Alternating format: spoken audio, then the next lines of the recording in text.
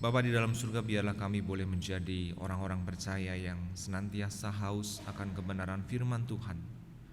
Karena sesungguhnya firman Tuhan yang mampu memuaskan dahaga kehidupan kami. Karena hanya firman Tuhan yang mampu menegakkan kami kembali ketika kami terjatuh. Ada banyak alasan untuk mendengarkan hal-hal yang lain, tetapi kami hari ini ingin mendengarkan kebenaran firman Tuhan. Tolonglah kami ketika kami membaca merenungkan firman-Mu. Tuhan, Engkau hadir bersama dengan kami, dan Engkau yang menolong para penulis kitab suci. Engkau juga yang menolong kami untuk kami dapat mengerti, memahami, dan melakukan kebenaran firman Tuhan dalam kehidupan kami setiap hari. Terima kasih Bapa. Tolonglah hamba-Mu dalam kelemahan keterbatasannya. Tuhan boleh pakai menjadi saluran berkat. Kami menyerahkan pembacaan perenungan firman Tuhan hari ini ke dalam tangan kasih kuasa Tuhan. Hanya di dalam nama Tuhan Yesus Kristus kami berdoa, kami bersyukur. Amin. Silakan duduk Bapak Ibu sekalian. Selamat pagi Bapak Ibu sekalian. Pagi. Kita bersyukur hari ini kita boleh bersama-sama kembali beribadah. Mari kita membuka Yesaya pasal yang ke-61. Ayat yang pertama sampai dengan ayat yang ke-11. Tapi saya akan fokuskan ayat yang pertama sampai dengan ayat yang ketiga saja. Yesaya 61 ayat yang pertama sampai dengan ayat yang ketiga. Saya akan bacakan bagi setiap kita. Demikian firman Tuhan. Kabar selamat kepada Sion. Roh Tuhan Allah ada padaku. Oleh karena Tuhan telah mengurapi aku, Ia telah mengutus aku untuk menyampaikan kabar baik kepada orang-orang sengsara dan merawat orang-orang yang remuk hati, untuk memberitakan pembebasan kepada orang-orang tawanan dan kepada orang-orang yang terkurung kelepasan dari penjara, untuk memberitakan tahun rahmat Tuhan dan hari pembalasan Allah kita, untuk menghibur semua orang berkabung, untuk mengaruniakan kepada mereka perhiasan kepala, ganti abu, minyak untuk pesta, ganti kain kabung, nyanyian puji-pujian, ganti semangat yang pudar, supaya orang menyebutkan mereka pohon tarbantin kebenaran, tanaman Tuhan untuk memperlihatkan keagungannya. Amin. Sampai demikian jauh kita membaca kebenaran firman Tuhan. Bapak Ibu sekalian, hari Minggu yang lalu begitu ya, ada satu berita besar di negara ini begitu ya. Berita itu adalah kedatangan vaksin begitu ya. Bisa ditolong ini enggak berfungsi. Iya, rekan-rekan sekalian, 1,2 juta dosis vaksin buatan China Sinovac Bapak Ibu sekalian itu sudah datang begitu ya. Dan ini menimbulkan euforia yang besar begitu ya. Masyarakat antusias. Tetapi Bapak Ibu sekalian, kita perlu mengingat bahwa jumlahnya hanya 1,2 juta dibandingkan dengan penduduk Indonesia yang totalnya berapa? 200 juta lebih. Jadi itu enggak ada 1%-nya Bapak Ibu sekalian. Tetapi kedatangan vaksin itu lalu semacam menimbulkan pengharapan yang luar biasa karena apa yang dinanti-nantikan itu sudah datang. Bapak Ibu sekalian, euforia karena kedatangan vaksin sebenarnya sudah merebak pertama kali di luar negeri Bapak Ibu sekalian, karena ada beberapa jenis vaksin yang kita bisa dapatkan atau kita bisa search begitu ya di Google, bisa tolong lagi. Ada vaksin buatan Johnson & Johnson begitu, ada buatan Rusia Sputnik 5, lalu Next.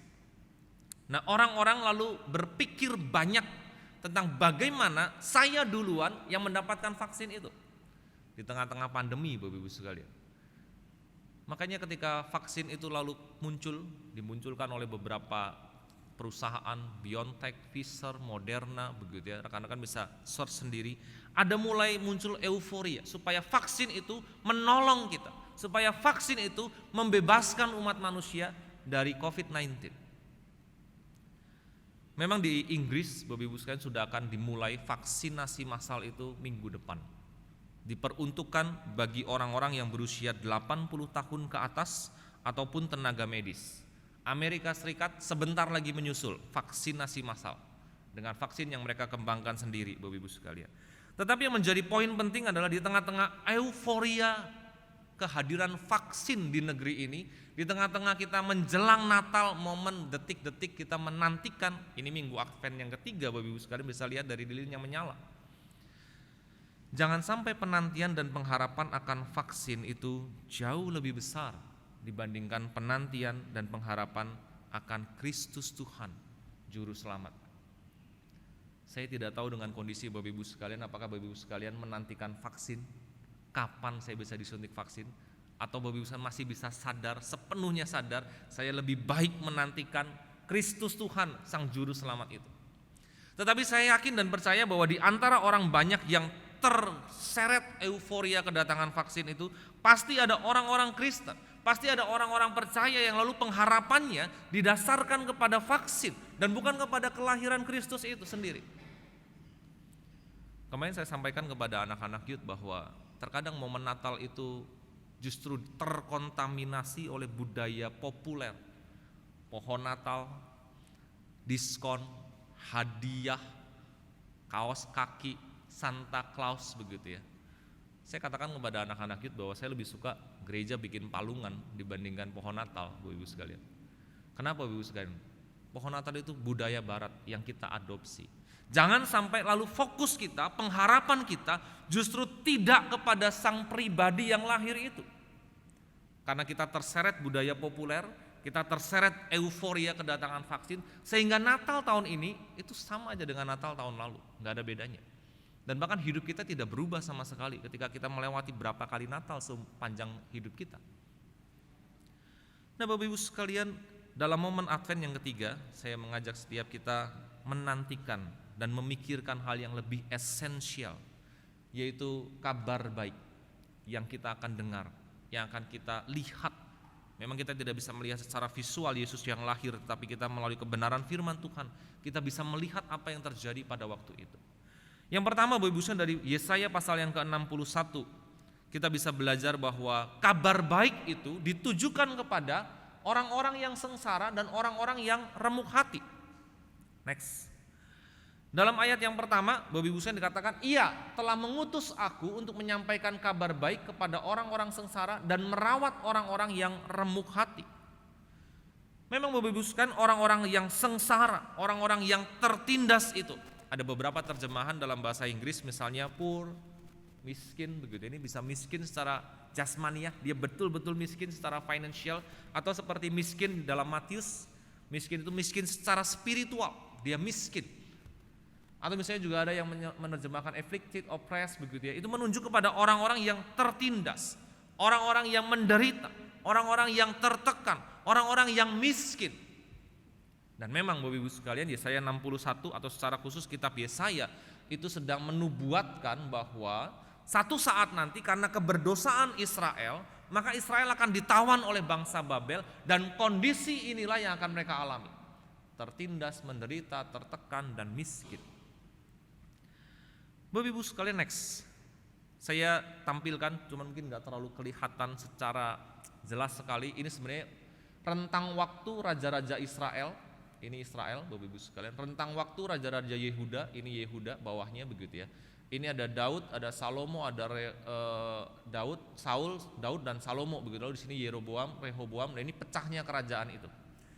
Yang menarik adalah Israel ditawan dulu oleh bangsa Asyrian ini begitu. Lalu bangsa Yehuda ditawan lagi oleh Babel. Pada prosesnya nanti Asyur akan mengalahkan Babel. Dan ini adalah nabi-nabi yang melayani pada waktu itu. Jadi ketika kita baca Alkitab, Bapak Ibu jangan berpikir bahwa raja-raja itu duluan, lalu nabi-nabi itu belakangan, sesuai dengan urutan yang kita baca di dalam Alkitab, Bapak Ibu sekalian. Justru di dalam konteks raja-raja yang memerintah itu, para nabi-nabi itu melayani. Dan Yesaya itu di sini berbarengan dengan Nabi Mika sebenarnya. Kita bisa baca Nabi Mika, nabi kecil, Bapak Ibu sekalian, itu ada Yotam, ada Ahaz, dan ada Hizkia. Jadi Yesaya melayani di zaman 3 raja tadi. Nah Bapak Ibu sekalian, zamannya Raja Ahaz itu saya katakan di situ ada 2 Raja-Raja 16 ayat yang pertama sampai yang kedua. Mari kita buka bagian firman Tuhan ini. 2 Raja-Raja pasal yang ke-16 ayat yang pertama sampai dengan ayat yang kedua. Saya bacakan bagi setiap kita. Ini zaman Raja Ahaz memerintah Yehuda, di mana Yesaya melayani pada waktu itu. Dikatakan dalam bagian firman Tuhan 2 Raja-Raja 16 ayat 1 sampai yang kedua berkata, dalam tahun ke-17 zaman Pekah bin Remalia, Ahaz anak Yotam Raja Yehuda menjadi raja. Ahaz berumur 20 tahun pada waktu ia menjadi raja, dan 16 tahun lamanya ia memerintah di Yerusalem. Ia tidak melakukan apa yang benar di mata Tuhan Allahnya seperti Daud bapa leluhurnya. Jadi jelas keterangan bahwa Ahaz adalah seorang raja yang kejam, yang tidak benar, yang hidup jauh daripada Tuhan. Dan itu juga dikonfirmasi dari Yesaya pasal yang ke-7 ayat yang pertama, Bapak Ibu sekalian. Yesaya pasal yang ke-7 ayat yang pertama mengatakan, dalam zaman Ahaz bin Yotam, Ahaz anaknya Yotam bin Usia raja Yehuda, maka Resin raja Aram dan Pekah bin Remalia raja Israel maju ke Yerusalem untuk berperang melawan kota itu, namun mereka tidak dapat mengalahkannya. Yang saya ingin ambil adalah bahwa pada waktu Yesaya melayani sebagai nabi, itu yang menjadi raja adalah Ahaz. Dan dia bukan orang yang benar di hadapan Tuhan. Dia bukan orang yang melakukan semuanya sesuai dengan firman Tuhan. Dia orang yang justru 180 derajat berbalik daripada Tuhan, melakukan apa yang jahat di mata Tuhan, sehingga satu saat Israel akan ditawan oleh Babel.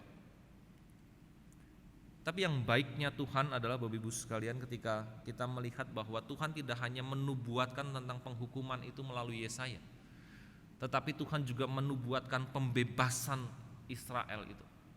Next. Orang-orang sengsara dan remuk hati itu juga menunjuk bukan hanya kepada physically mereka sengsara, mereka tertindas, mereka miskin, gak punya uang, tetapi juga orang-orang yang sengsara dan remuk hati menunjuk kepada sisi spiritual umat Allah. Bapak Ibu, bayangin aja kalau rajanya aja tidak hidup benar di hadapan Tuhan, apalagi rakyatnya, udah pasti gak hidup benar di hadapan Tuhan. Udah pasti rakyatnya rakyat yang rusak, Bapak Ibu sekalian, rakyat yang berdosa, rakyat yang melakukan segala hal yang tidak menyenangkan hati Tuhan. Makanya ketika kita membaca orang-orang yang sengsara, orang-orang yang remuk hati, itu juga ada masuk dalam sisi spiritual mereka. Sampai-sampai seorang penafsir itu membandingkan persis sekali apa yang dialami oleh Israel ketika mereka di Babel dengan apa yang dialami oleh Israel ketika mereka diperbudak oleh Mesir selama 430 tahun, sehingga mereka berseru-seru kepada Tuhan. Tetapi ingat, Israel berseru-seru setelah mereka masuk ditawan di negeri Mesir. Sama, Israel juga mulai berseru-seru berbalik dari segala keberdosaannya ketika mereka sudah masuk ke dalam penindasan di dalam bangsa Babel itu. Inilah karakteristik bangsa Israel, Bapak Ibu sekalian. Kita bisa sederhanakan, taat sama dengan berkat, tidak taat sama dengan kutuk. Itu seperti persis yang dikatakan oleh imamat, Bapak Ibu sekalian. Tetapi Bapak Ibu sekalian, yang menarik adalah bahwa Yesaya sekali lagi, next, dipakai Tuhan untuk tidak hanya menubuatkan tentang penghukuman Allah karena keberdosaan mereka sehingga mereka diserahkan kepada bangsa Babel, tetapi Yesaya dipakai oleh Allah juga untuk menubuatkan kelepasan, penghiburan, pembebasan, bahkan pembalasan kepada bangsa Babel. Pembalasan dalam wujud apa yang tadi saya katakan, bangsa Babel akan diserang oleh Asyur dan maksudnya dijajah, diperbudak oleh Asyur yang makin lama makin kuat. Nanti pada prosesnya Asyur akan dikalahkan lagi oleh Yunani, Yunani akan dikalahkan lagi oleh Romawi dan seterusnya, Bapak Ibu sekalian. Bapak Ibu sekalian, Yesaya dipakai oleh Tuhan untuk menubuatkan penghukuman, tetapi Yesaya dipakai oleh Tuhan untuk menubuatkan pembebasan. Dan Yesaya 61 adalah nubuat tentang pembebasan bangsa Israel pada waktu itu.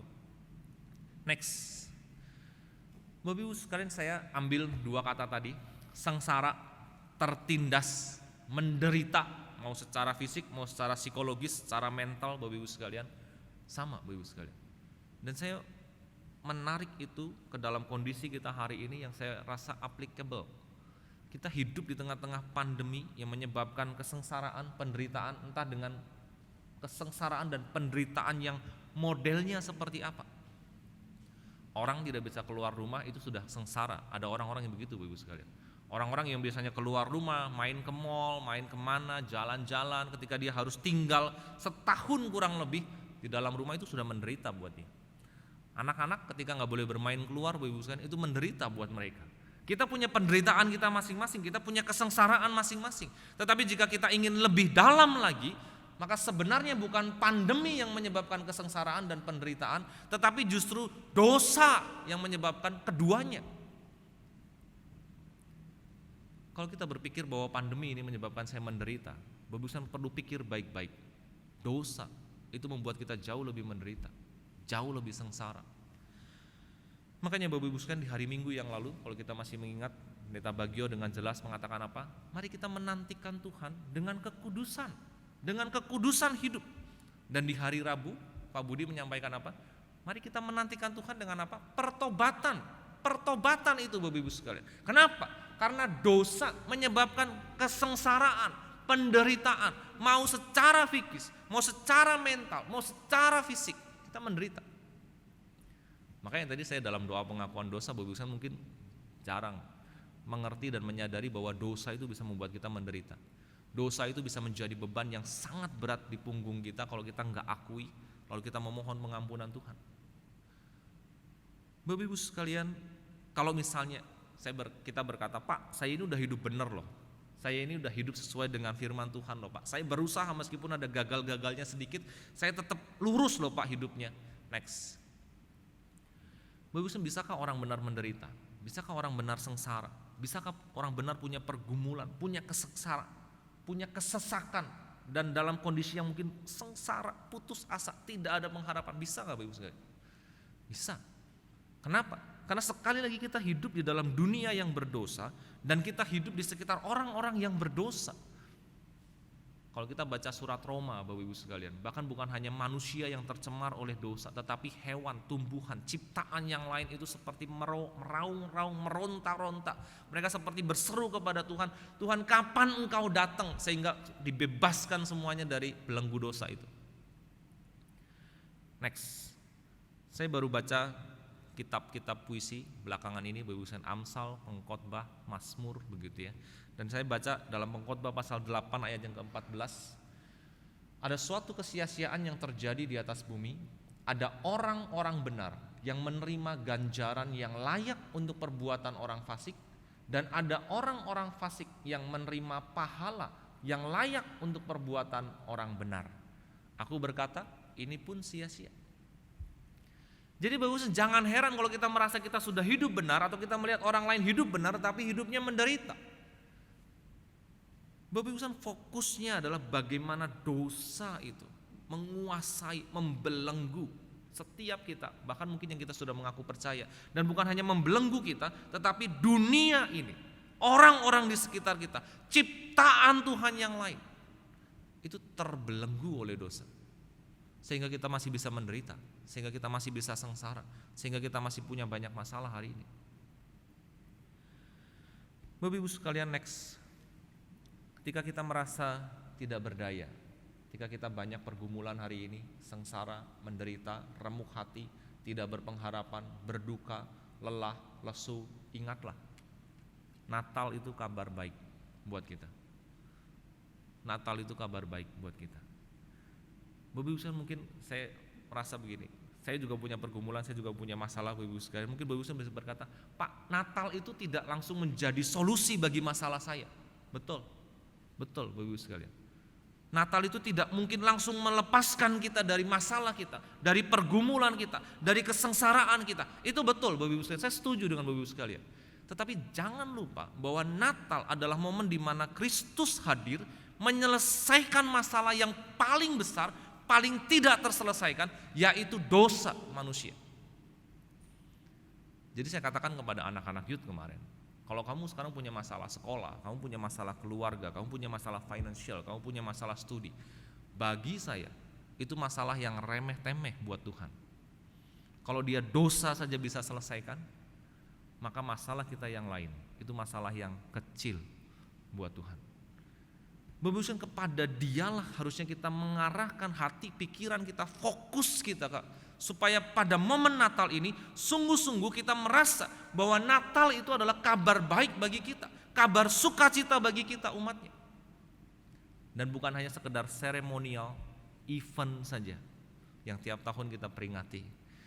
Tetapi Natal sungguh-sungguh itu masuk ke dalam hati kita, pikiran kita, mengubah hidup kita, sehingga Natal tahun ini menjadikan kita pribadi yang berbeda di tahun yang akan datang.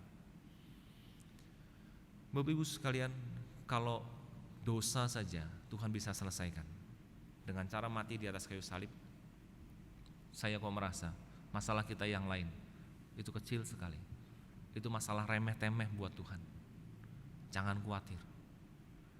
Bapak Ibu yang kedua, Bapak Ibu sekalian, Yesaya pasal yang ke-61 juga mengatakan bahwa ada kabar pembebasan bagi tawanan, bagi orang-orang yang terkurung dalam penjara. Next.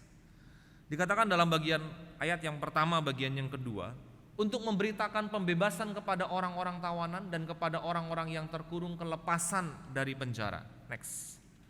Bapak Ibu sekalian, kata tawanan dan terkurung dalam penjara semakin menguatkan bahwa memang ini mengarahkan pembaca untuk melihat bahwa nanti Israel akan ditawan oleh Babel. Bapak Ibu sekalian, ada seorang penafsir yang lainnya lagi ketika dia mengatakan untuk membebaskan, kelepasan orang-orang dari penjara. Next. Ada seorang penafsir mengatakan saya tertarik dengan mereka begitu ya. Dikatakan bahwa recovery of sight to the blind. Memang bagusnya pada waktu itu penjara-penjara zaman Mesir kuno, zaman Mesopotamia itu gelap Bapak Ibu sekalian. Jadi ketika orang itu masuk ke dalam penjara, mereka seolah-olah kehilangan penglihatannya. Mereka seolah-olah lalu menjadi buta Bapak Ibu sekalian. Karena memang kondisi yang gelap, kondisi yang Bapak Ibu sekalian coba deh 1 jam aja di ruangan gelap lalu keluar. Biasanya itu akan merasa sangat gak nyaman sekali di mata, begitu. Karena kita beralih dari kondisi yang gelap sekali lalu menjadi kondisi yang terang. Tapi pada umumnya penjara itu gelap pada waktu itu Bapak sekalian. Tempat-tempat budak ditahan itu tempat-tempat yang gelap. Mereka tidak mendapatkan kehidupan yang layak pada waktu itu, bahkan mereka tidak mendapatkan makanan yang layak pada waktu itu. Mereka disamakan hampir sama dengan binatang. Yang mau hidup boleh, yang mau mati juga enggak apa-apa. Nah Bapak Ibu sekalian, next. Bukan hanya kata tawanan dan terkurung dalam penjara itu secara physically. Jadi ketika saya membaca bagian firman Tuhan ini, memang secara fisik mereka tertindas, menderita, mereka menjadi tawanan, mereka terbelenggu. Tetapi juga ada aspek spiritual. Mereka jauh dari Tuhan, mereka berdosa, mereka dibelenggu oleh dosa, mereka ditawan oleh dosa yang tidak bisa kita lepaskan. Kenapa? Karena penghukuman itu dimulai dari keberdosaan Israel. Jadi Bapak Ibu sekalian, kita tidak bisa hanya secara physically berkata, oh ya mereka menderita, mereka tawanan, mereka dipenjara, mereka terbelenggu. Enggak Bapak Ibu sekalian, kita mesti memandang sampai kepada akarnya bahwa dosa itu yang pertama-tama membelenggu mereka, menawan mereka, memenjarakan mereka, mengurung Israel itu. Next. Makanya Bapak Ibu sekalian, ada seorang mengatakan bahwa mereka itu memang captivity, mereka tahanan, mereka tawanan begitu ya, tetapi bukan hanya secara physically, tetapi mereka juga tahanan, tawanan, terkurung dalam penjara dosa, yang itu berbicara tentang aspek spiritual. Menariknya ketika Yesaya mengatakan bahwa ia memberitakan pembebasan kepada orang-orang tawanan dan kepada orang-orang terkurung, kelepasan dari penjara, mereka itu dibebaskan dari kegelapan. Secara fisik penjaranya memang gelap Bapak Ibu sekalian, tetapi secara spiritual kegelapan hati mereka karena dosa itu diterangi oleh sang terang yang hadir ke dalam dunia. Next. Sehingga Bapak Ibu sekalian kita bisa simpulkan bahwa Natal adalah kabar tentang sang terang dunia yang hadir menerangi kehidupan umatnya. Natal adalah kabar tentang terang itu yang sedang datang ke dalam dunia. Next. Ada 2 ayat yang saya cantumkan di situ. Yesaya pasal yang ke-9 ayat yang pertama berkata apa? Bangsa yang berjalan di dalam kegelapan telah melihat terang yang besar. Mereka yang diam di negeri kekelaman, atasnya terang telah bersinar. Memang betul Bapak Ibu sekalian, Israel pada waktu itu adalah bangsa yang berjalan di dalam kegelapan. Kegelapan karena mereka menjadi tawanan, tetapi juga kegelapan karena dosa yang ada di dalam kehidupan mereka. Tetapi ketika mereka mendengarkan nubuatan dalam Yesaya pasal yang ke-61, mereka melihat bahwa terang itu sedang datang. Sehingga dikatakan apa? Mereka yang diam di negeri kekelaman, atasnya terang telah bersinar. Kalau kita rangkai semuanya ini Bapak Ibu sekalian, bukankah Injil juga mengatakan apa? Ada sang bintang terang yang menuntun orang Majus untuk hadir. Bapak Ibu, kalau kita baca tentang Yohanes next, dikatakan apa? Yohanes pasal yang pertama ayat yang ke-9, terang yang sesungguhnya yang menerangi setiap orang sedang datang ke dalam dunia. Itulah Kristus, bayi yang kita peringati hari kelahirannya, bayi yang kita imani sebagai Tuhan dan juga juru selamat kita, bayi yang kita percayai menerangi kehidupan kita. Bapak Ibu sekalian, next, ini yang bisa kita aplikasikan dalam kehidupan kita hari ini. Bapak Ibu sekalian, masalah, pergumulan, kesulitan itu bisa menjadi kehidupan, membuat kehidupan kita menjadi gelap. Semua kesesakan kita, kesengsaraan kita, penderitaan kita, mau masalah keluarga, masalah financial, mau masalah apapun itu, kadang-kadang membuat kita menjadi gelap pandangannya. Paling cocok adalah gimana? Kita nggak tahu ke depannya kita mau seperti apa. Kenapa? Banyak masalah hari ini yang saya alami, banyak masalah yang membuat saya menderita, banyak masalah yang membuat saya merasa sesak, sehingga kehidupan saya sepertinya ke depan itu gelap. Tapi jangan lupakan, kegelapan yang paling gelap itu bukan ditimbulkan oleh masalah, bukan ditimbulkan oleh kesulitan, bukan ditimbulkan oleh pandemi, bukan. Kegelapan yang paling gelap itu ditimbulkan oleh dosa kita di hadapan Tuhan. Tetapi Bapak Ibu sekalian, segelap apapun masalah kita, segelap apapun hidup kita, segelap apapun dosa kita, dosa-dosa yang masih kita tutupi, kita sembunyikan dengan rapat, sambutlah sang terang dunia itu dan biarkan terangnya menyinari hidup kita. Kalau kita punya masalah, diterangi, enak Bapak Ibu sekalian jalannya, betul? Tapi kalau kita punya dosa, kita tutupi, kita sembunyikan dalam gelap, lalu dibuka Tuhan, diterangi oleh Tuhan, itu yang membuat kita mungkin gak nyaman.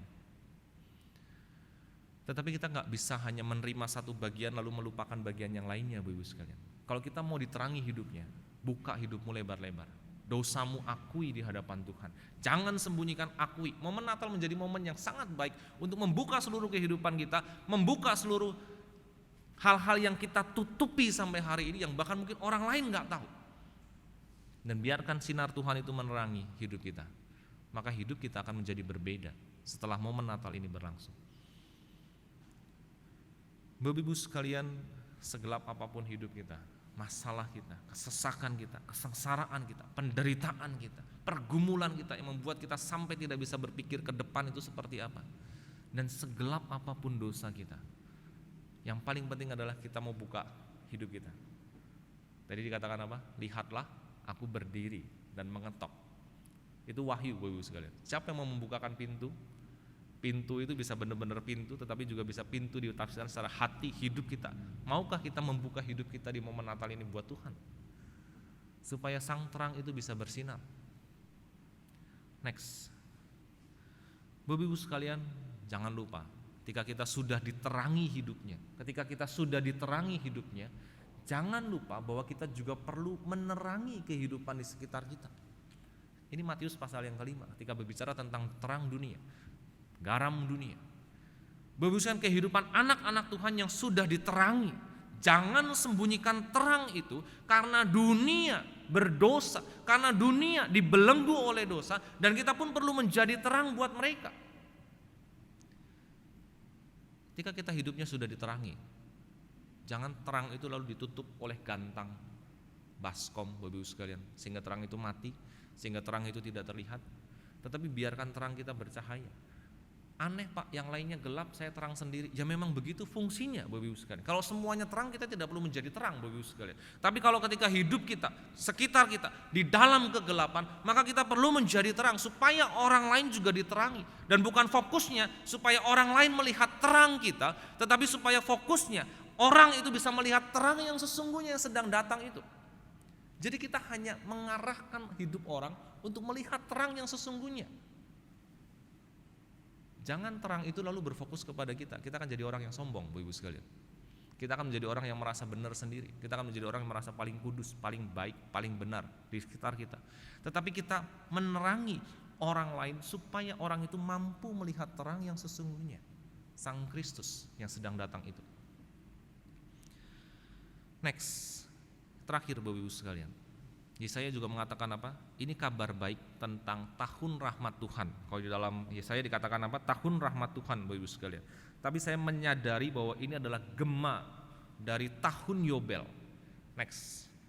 Bapak Ibu sekalian, bangsa Israel itu sangat mengerti tentang tahun Yobel. Ini penjelasannya ada di Imamat 25 ayat 10 sampai dengan ayat yang ke-55. Kenapa Bapak Ibu sekalian? Karena tahun Yobel itu diperingati setiap 50 tahun sekali. Dan tahun itu adalah tahun yang dinanti-nantikan oleh orang-orang yang paling sengsara, orang yang paling tertindas, orang yang paling miskin, orang yang adalah budak, orang yang adalah hamba, orang yang gak punya tanah. Mereka sangat menanti-nantikan tahun Yobel. Bisa jadi mereka hanya mengalami seumur hidup itu satu kali. Kenapa? Karena diperingati hanya setiap 50 tahun sekali dalam konteks budaya Yahudi. Next. Apa itu tahun Yobel? Saya sarikan dari Imamat pasal yang ke-25. Tahun Yobel adalah tahun pembebasan para budak. Jadi ketika Israel itu yang kaya bisa beli budak, tahun yang ke-50 mereka masih dibebaskan semua tanpa ada apapun. Mereka masih bebas, menjadi hidup menjadi orang bebas, Ibu sekalian. Tahun pembebasan ladang. Ladang tidak boleh ditanami dan dibiarkan saja, bahkan ladangnya. Tahun yang ke-50 itu Israel tidak boleh menanam sama sekali. Tuhan sudah berjanji apa? Hasil tahun yang ke-6 atau ke-49 bisa untuk sampai tahun yang ke-52. Jadi hasil satu tahun itu bisa sampai 3 tahun, Bapak-Ibu sekalian. Ini pakai tahun yang ke-6 dan tahun yang ke-9 karena tahun yang ke-7 itu dianggap tahun Yobel, Bapak-Ibu sekalian. Nah, Bapak-Ibu sekalian, tahun pembebasan tanah milik. Jadi kalau ada seorang yang menjaminkan tanahnya, berhutang kepada orang lain, dia mesti dibebaskan pada tahun itu. Lalu kalau kita pikirannya agak licik, Bapak-Ibu sekalian, mari kita berhutang, kita jaminkan tanah itu 1 tahun sebelum tahun Yobel, kan bisa begitu. Itu orang yang tercemar oleh dosa, Bapak Ibu sekalian. Itu licik, Bapak Ibu sekalian. Nah, Bapak Ibu sekalian, tahun juga pembebasan rumah secara khusus bagi suku Lewi. Ini menarik, Bapak Ibu sekalian. Kadang-kadang bukan hanya tanah, bukan hanya ladang, bukan hanya ternak, rumahnya juga bisa dijaminkan sebagai jaminan hutang, Bapak Ibu sekalian. Harus dibebaskan. Apalagi suku Lewi punya privilege khusus di dalam budaya Israel, Bapak Ibu sekalian. Secara sederhana, next. Tahun Yobel adalah tahun kebebasan, Bapak Ibu sekalian. Makanya kenapa saya mengatakan bahwa tahun ini adalah tahun yang sangat dinanti-nantikan oleh Israel. Karena semua hutang, semua jaminan, semua budak, semua yang miskin, yang tertindas, yang sengsara, mereka akan merasakan kemerdekaan, kebebasan, kelepasan dari segala beban hutang dan seterusnya. Bapak Ibu sekalian, itu yang dicatat di dalam Yesaya pasal yang ke-61. Dan saya yakin ketika Yesaya mencatat tahun rahmat Tuhan, Israel itu dengan sangat sukacita, euforia, semangat menantikan kapan itu tahun Yobel itu terjadi. Bahkan mungkin kalau ada yang mau meninggal, imajinasi saya kadang-kadang agak liar, Bapak Ibu sekalian. Saya nggak mau mati sebelum tahun Yobel. Setelah tahun Yobel, setelah itu mati terserah, begitu. Yang penting semuanya bebas, begitu. Hutang-hutang lunas, Bapak Ibu sekalian. Kadang-kadang saya imajinasinya bisa begitu ketika baca Alkitab, begitu ya. Bapak Ibu, tahun itu tahun yang paling dinanti-nantikan, tahun yang paling membuat semua orang bersuka cita. Kalau Bapak Ibu berpikir bahwa tuan tanah, orang-orang kaya itu lalu mereka sedih, salah, Bapak Ibu sekalian. Seorang rasul mengatakan demikian, tidak ada orang yang tidak punya hutang pada waktu itu. Dalam konteks budaya Israel, mau kaya mau miskin mereka juga punya hutang. Jadi sebenarnya bukan hanya itu membuat sukacita bagi kaum yang marginal, yang tertindas, tetapi orang-orang kaya pun juga suka dengan tahun itu. Kenapa? Karena ada banyak hal yang bisa dibebaskan dalam tahun itu. Setahun penuh, bukan hanya 1-2 hari, 1 tahun penuh, 365 hari itu tahun Yobel. Bapak Ibu sekalian, ketika kita baca balik dalam Yesaya next, bukan hanya tahun pembebasan, tapi Tuhan juga janjikan apa? Untuk memberitakan tahun rahmat Tuhan dan hari pembalasan Allah kita. Pembalasan Tuhan atas apa yang dilakukan oleh bangsa Babel kepada Israel. Bapak saya ingin katakan bahwa ini adalah nubuatan yang sangat dinanti-nantikan, sangat menggairahkan mereka, sangat membuat mereka sukacita, Bapak sekalian. Satu, karena tahun Yobel. Yang kedua, karena mereka merasa Tuhan akan balas ini semua bangsa Babel dan seterusnya. Bapak Ibu sekalian, next. Saya ingin kita menyambut momen Natal tahun ini. Mari kita menyambut dengan semangat tahun Yobel, tahun pembebasan. Saya dibebaskan dari dosa. Memang Bapak Ibu, ketika kita mengatakan apakah saya dibebaskan dari masalah, maka saya cuma ingin katakan kalau dosa saja bisa Tuhan selesaikan. Saya yakin dan percaya masalah kita yang lain akan Tuhan selesaikan. Tapi yang paling penting adalah fokusnya dosa. Karena kembali lagi Israel dihukum Tuhan karena dosa mereka. Mari kita selesaikan dosa dulu. Kita dibebaskan dari belenggu dosa dulu. Mari kita berpikir tentang dosa kita dulu, baru kita berpikir tentang hal yang lainnya. Memang Bapak Ibu kalau misalnya ada orang-orang yang berhutang kepada Bapak Ibu sekalian begitu ya, lalu merasa bahwa Natal ini adalah tahun Yobel, ya bebaskan orang-orang yang berhutang itu. Pasti mereka akan lebih sukacita. Pasti mereka akan menyambut Natal dengan penuh kegairahan, dan next time, tahun depan, mereka juga akan merasakan yang sama. Pada waktu Natal saya dibebaskan hutangnya, misalnya Bapak Ibu sekalian. Bapak Ibu sekalian, next, saya ingin mengajak kita untuk benar-benar menjelang Natal, mari kita lebih mendekatkan diri kita kepada Tuhan. Ada bagusnya juga mall itu tutup, ada bagusnya juga ada banyak keterbatasan di dalam hidup kita di tahun ini menjelang Natal. Kenapa? Biasanya euforia, budaya populer Natal itu mengalahkan berita tentang kelahiran Sang Juru Selamat itu sendiri. Orang-orang percaya lebih fokus kepada makan-makan, beli hadiah, baju baru, tukar kado dan seterusnya dan seterusnya. Tapi tahun ini ketika pandemi menyerang, saya pikir itu ada baiknya supaya kita bisa benar-benar fokus kepada Tuhan, mendekatkan diri kita, mendapat ketenangan, mendapat damai sejahtera. Kita punya banyak waktu untuk reflektif terhadap hidup kita. Kita punya banyak waktu untuk membuka hidup kita di hadapan Tuhan dan berkata, Tuhan mari masuk, terangi dan sinari hidup saya. Dan itu sungguh-sungguh menjadi kabar baik bagi setiap kita. Next. Malaikat ketika bertemu dengan gembala-gembala itu berkata, sesungguhnya aku memberitakan kepadamu kesukaan besar untuk seluruh bangsa. Kesukaan besar untuk seluruh bangsa. Bapak Ibu sekalian, saya ingin tutup dengan satu kalimat yang terakhir. Next. Kalau kesukaan itu untuk seluruh bangsa, kabar baik itu sekarang ada di mulut bibir kita. Pertanyaannya adalah, maukah kita menyampaikan kabar baik itu kepada orang lain? Maukah kita membagikan kabar baik itu kepada orang lain? Bukan hanya sekedar kita tukar kado, memberikan hadiah, memberikan gift itu kepada orang-orang di sekitar kita, tapi maukah kita memberikan kabar baik itu, bahwa Sang Juru Selamat itu telah lahir. Kembali kita menjadi terang untuk mengarahkan kehidupan orang lain, melihat terang yang sesungguhnya. Bagaimana caranya? Bisa melalui mulut bibir kita, kita kabarkan kabar baik itu, bisa melalui perilaku kita, kehidupan kita, mencerminkan kita adalah anak Tuhan, sehingga orang bisa melihat sang terang itu. Mari kita berdoa, memohon pertolongan Tuhan. Bapa di dalam surga, kami bersyukur kami boleh beribadah pagi hari ini. Kami boleh belajar dari kebenaran firman Tuhan. Sesungguhnya Natal adalah kabar baik bagi kami umat Tuhan. Tetapi juga Natal adalah kabar baik bagi seluruh dunia yang tercemar, terkontaminasi oleh dosa. Tuhan jadikan momen Natal ini menjadi momen yang sungguh-sungguh kami pahami, sadari, lakukan, dan maknai dengan benar. Karena seringkali kami terlalu fokus kepada pernak-pernik Natal yang lain. Kami terlalu fokus kepada budaya populer yang menyeret kami, mempengaruhi kami, mengaburkan pandangan kami kepada kabar sukacita bagi segala bangsa. Tuhan ampuni kami dan kembalikan fokus kami untuk melihat bayi Kristus Tuhan Juru Selamat dunia yang lahir.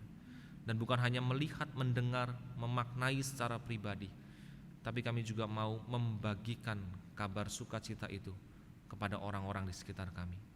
Terima kasih Tuhan, tolonglah kami, berikan keberanian kepada setiap kami, dan kami menyerahkan kehidupan kami, pergumulan kami, keluarga kami, pelayanan kami ke dalam tangan kasih kuasa Tuhan.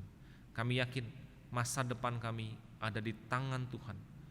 Terima kasih Bapa. Di dalam nama Tuhan Yesus Kristus kami berdoa, kami bersyukur. Amin.